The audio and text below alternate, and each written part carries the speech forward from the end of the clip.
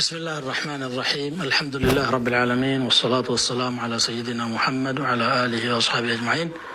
السلام عليكم ورحمة الله وبركاته. ወንድሞችና እህቶች ዛሬ ይዤላችሁ የመጣሁት የብዙ ሰው ጥያቄ የብዙ ሰው ጭንቀት የሆነች ርዕስ ናት። ከወንጀል እንዴት እንላቀቅ የሚል ጥያቄ ነው። ከወንጀል መላቀቅ ግድ ነው። የምንወነጅለው አላህን ነው፣ የሚወስደን ጀሃነም ነው። አላህ ይጠብቀን ነው። ስለዚህ እንዴት ልላቀቅ ብሎ ጥያቄ ውስጥ ማስገባት ራሱ ተገቢ አይደለም። ሰው ወንጀል ጋራ ተላኮ የማይላቀቅ ሆኖ የሚቀረው ቀልቡ ሲደርቅ ነው። ወንጀሉ ሲቀለው ነው። ነብዩ ሰለላሁ ዐለይሂ ወሰለም ነግረውናል። አንድ ሰው ሙናፊቅ ሆነ እንደሆነ ወንጀሉ በአይኑ አካባቢ ወይም ደግሞ ፊት ለፊቱ እንዳለፈች ዝምብና እሺ ብሎ እንደሚያባራት ያህል ወንጀል የሚቀለው ሰው አለ። ሙእሚኑ ደግሞ የተራራ ያህል ይከብደዋል። ልብ በሉ። ይሄ እንግዲህ ውስጡ ካለው ኢማን ጋር ይገናኛል። ወንጀል ለመላቀቅ ያቃተ ምን ሆነ ነው? ወንጀል ማለት በኃይል ገስግሶ ፍሬን ለቆ የመጣ መኪና ነው ማምለጫ የምታጣበት? እስቲ ጠይቅ ራስህን።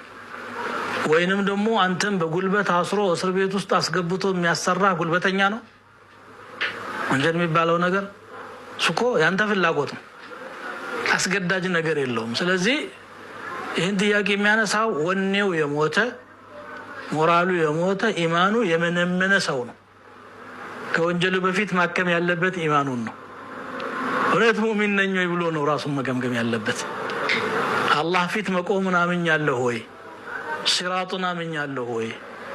ሒሳብን እርግጠኛ ነኝ ወይ? አላህ ፊት ከተከሰሼ በመላእክት ታጅቤ ፊት ለፊት ጀሃነም ተደቅና የምትጠየቅ ነኝ ብሎ አምኗል ወይ? ዛሬም ደግሞ ግራና ቀኝ መላእክቶች እየታዘቡ እየጻፉ እየዘገቡ መሆናቸውን አምኛለሁ ወይ ብሎ ራሱን ነው መጠየቅ ያለበት። ወንጀል በጣም የሚቀለው ሰውና መላቀቅ እስከማይችል ድረስ ቁራኛ የሚሆነው ኢማኑ ሲደክም ነው። ስለዚህ ከወንጀል ለመላቀቅ የሚያግዙ አንዳንድ ነገሮችን እጠቁማለሁ። አንዱና ዋነኛው ወንጀል ከሚሰሩ ወይም ደግሞ የዛ የማዕሲያ ባልደረቦቹ ጓደኞቹ ከነሱ መራቅ ነው። መጥፎ ሰው ጋር የዋለ ሰው መጥፎ ነው የሚማረው፣ ጥሩ ሰው ጋር የዋለ ጥሩ ነው። ነብዩ ሰለላሁ ዐለይሂ ወሰለም ነግረውናል። አልመርኡ ዐላ ዲኒ ኸሊሊሂ ብለዋል። አንድ ሰው በጓደኛው ዲን ላይ ነው የሚሆነው። አቀማማጩ መጥፎ ከሆነ እሱም መጥፎ ነው። እንደ ጥሩ ነኝ እንኳን ቢል መለከፉ አይቀርም። ስለዚህ ምን ይላሉ አረቦች? አኒል መርኢ ላ ተስአል፣ ስለ ሰውየው ማንነት አትጠይቅ። ወሰል አን ቀሪኒሂ፣ ስለ ጓደኛው ጠይቅ። ማን ጋር ነው የሚውለው? ጓደኛው ነገሌ ነው ከተባለ የገሌን ያወቀ አንተን ያውቃል ማለት ነው።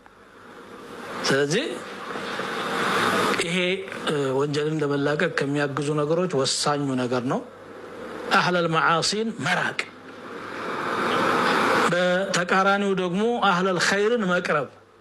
ስትቀርባቸው ወይ ሐዲስ የምትሰማላቸው ወይ ሕክማ የምታገኝላቸው ወይ እውቀት የምትማርባቸው ወይ ደግሞ ኸይር ሲሰሩ አይተህ አብረህ ኸይር የምትሰራ የሆኑ ሰዎች ጋር መጣመር። አንድ ሳሊሕ ሰው ጋር ብትሄድ ወቅቱ ضحዋ ከሆነ ضحዋ እየሰገደ ታገኘዋለህ፣ ወይ ዚክር እያደረገ ነው የምታገኘው፣ ወይ ዒልም ነው ወይ ኸይር ነው። ስለዚህ አንተም የዛ የኸይር ተቋዳሽ ትሆናለህ።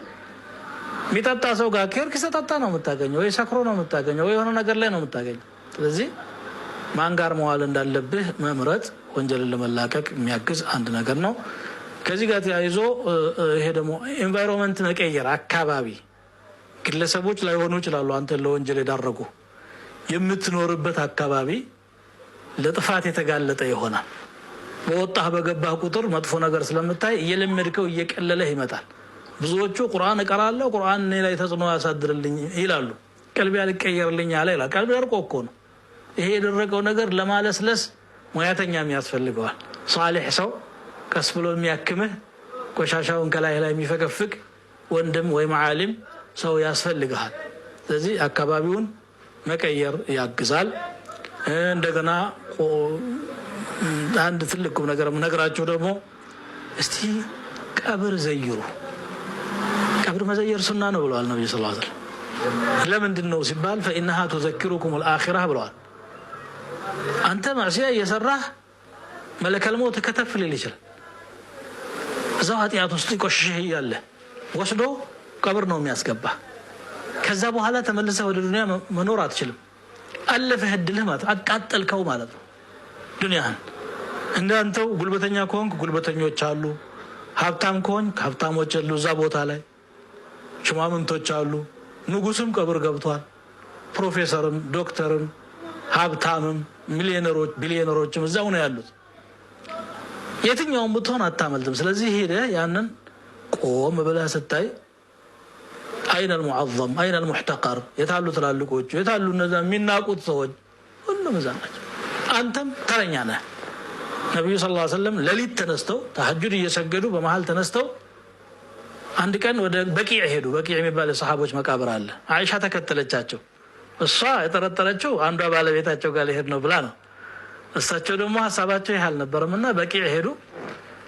ቀብሩን ዘይረው ሰሃቦቻቸው ላይ ሰላምታ ቀርተው ረጅም ዱዓ አድርገው ሲመለሱ አብራ ተመለሰች። አንተ ፊ ሸእኒን ወአና ፊ ሸእኒን አኸር አለቻቸው። አንተ የሆነ ነገር ላይ ነህ፣ እኔ ደግሞ ሌላ ጉዳይ ላይ ነበር ያለሁት ያ ረሱላህ አለቻቸው። እንግዲህ በዛ ሰዓት ለምን ተነሱ? ያ ሰዓት ሁሉም ጸጥርጭ ብሎ የተኛበት ሰዓት ነው። ከተኙ ደግሞ ያልተነሱ ቀብር የገቡ አሉ። ይሄ እንኳን ይነሳል ትንሽ ቆይቶ አልহামዱሊላህ الذي احيانا እያለ ያንን ማሰብ ቀልብን ከሚያለሰልሱ ነገሮች ነውና ወንጀልን ለመላቀቅ ከፈለክ ለምን ደሞ አትወስነው? ምንድነው የሚከለክልህ? ምንም የሚከለክልህ ነገር የለም። ያ ቀልብ መድረቅ ወይ ደግሞ መጥፎ ጓደኛ ዛሬ አንተ ተዘልተለ መመለስ ትፈልግ ነገ የሚጠራህ ና ነገ ተወበታለህ የሚል ሁሉ አለ። ያንን ሁሉ ርቆ ወደ አላህ Subhanahu Wa Ta'ala መመለስ ነው። ቁርአንም ደግሞ ዛሬ ካልገባህ ነገ ይገባሃል። ጓደኛ አድርገው ቁርአንን ለብቻህ በተለይ ለሊት በተለይ ቆም ብለህ አንብብ፣ ተፍሲሮችን ተመልከት፣ ማዕናውን አስተንትን። ያኔ በየቀኑ ቀልብህ ላይ የሸፈነው ጽልመቱ እየተገፈፈ ቆሻሻው እየጸዳ ኢማኑ እየዳበረ ወደ ኢኽላሱ እየመጣህ ትመጣለህ። ሂደት ይፈልጋል። ረጅም ዘመን የቆሸሸ ጨርቅ ዝም ብለህ አንዴ ነከር አድርገህ ወጣ አድርገው ላይጸዳ ይችላል። የሚያስፈልገው ምንድነው? ኦሞውን በረኪናውን ምኑን ደጋግመህ ማሸት ደግመህ ማጠብ ምናምን ያስፈልገዋል። ከዛ በኋላም እኮ ደግሞ ይቆሽሻል ካልጠበቅከው በስተቀር በየጊዜው ካላጠብከው በስተቀር። ቀልብም እንደዚህ ነው። ነብዩ ሰለላሁ ዐለይሂ ወሰለም ኢነ القلوب لتصدأ كما يصدأ الحديد ብለዋል። ልቦች ይቆሽሻሉ፣ ይዝጋሉ ብረት እንደሚዝገው። وإن جلاءها ذكر الله መወልወያዋ አላህን ማወደስ ነው ብለዋል። ቀልብ ላይ ማዕሲያ ሲሰራ ጥቁር ነጥብ ያስቀምጣል። ነገ ሰደግም ጥቁር። እነዚህ ጥቁር ነጥብጣቦች ሙሉ ቀልቡ ሸፍነውት ወደ ጨለማ ሊያዞሩት ይችላሉ። ቀስ በቀስ መወልወልም ደግሞ ይቻላል፣ ልክ እንደ መስታወት ማለት ነው። ስለዚህ አንተ አዚማ ያስፈልግሃል፣ ቆራጥነት ያስፈልግሃል፣ ሶብር ያስፈልግሃል። ወለመን ሶበረ ወገፈረ ኢነ ذلك من عزم الامور الى الله سبحانه وتعالى። ቁርጥ ከሆኑ ነገሮች አንዱ ይሄ ነው። ትግስት ያስፈልጋል። ከወንጀል ላይ መሶበር ያስፈልጋል። ግን የማይቻል አይምሰልህ። እንደው እንዴት ልላቀቅ ብለህ ተራራ አታድርገው፣ እንቆቅልሽ አታድርገው። በቀላሉ ልትላቀቀው ትችላለህ። ያንተ ውሳኔ ያስፈልጋል። የሚከዱ እርምጃዎችን በተቻለ መጠን ጠቁም ያለው። ከዚህ አጭር ፕሮግራም ከዚህ በላይ ሰፊ ማብራሪያ ሊጠበቅ አይገባምና እዚህ ላይ ቋጫለሁ።